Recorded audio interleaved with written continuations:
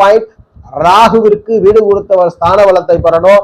அடுத்த விதி, ராகு எந்த வீட்டில் அமர்கிறாரோ அந்த வீடு லக்னத்திற்கு யோக வீடா இருக்கணும். நிறைய பேருக்கு சந்தேகம் வரலாம், மறைபாவத்தில் அமர்ந்துறாரு, மறைபாவம் அந்த அளவுக்கு யோகம் இல்லையே, மேஷ லக்னமா இருக்கிறீங்க, கன்னியில் ராகு இருக்கிறார், என்ன பண்ணி கொடுப்பார்?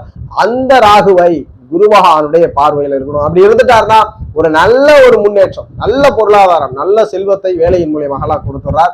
ரொம்ப அடுத்தபடி அப்புறம் விதிகள்ல யோகரோட தொடர்புல இருக்கணும், வீடு கொடுத்தவர் வலுக்கணும், இதுதான் விதி. மற்றபடி எங்க வேணாலும் அவர் இருந்துட்டு போட்டோம். ராகு சுய புத்தியிலிருந்து உங்களுக்கு சாதகமாக செயல்பட்டு விடுவார். அவருடைய குணங்களான அந்த பெரும் வீகம், பெரும் முயற்சி, பெரும் அறிவாற்றல் எல்லாமே உடனடியாக கொடுக்க ஆரம்பிச்சிடும். சுய புத்தியிலிருந்தே உங்களுக்கு கிடைக்க ஆரம்பிச்சிடும். ஆனால் முழுக்க முழுக்க ராகு யோகர்களோட, இயற்கை யோகரை விட உங்க லக்ன யோகர், ஏன்னா நம்ம நேர்மை அவயோகம் அதெல்லாம் தாண்டி வந்துட்டோம். ராகு யோகம் செய்யணும், யார் என்ன நினைச்சா நான் சமூகத்துல நான் பெரிய ஆள் ஆகணும் அப்படின்றவங்களுக்கு சரி, எல்லோரும் நல்லா